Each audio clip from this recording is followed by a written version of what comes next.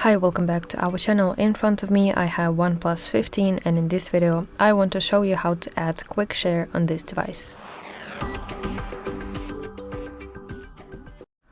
So let's open quick settings by swiping down from the top part of your screen.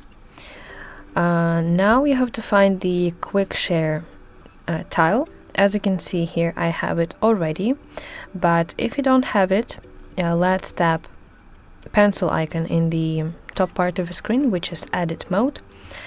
And now we want to tap, let me first of all remove it, and you want to tap the plus icon in the top left. And here from the list of options you want to find quick share tile, and to add it you want to simply tap on it, and as you can see it appears right in my quick settings. And now let's tap done button to save those changes.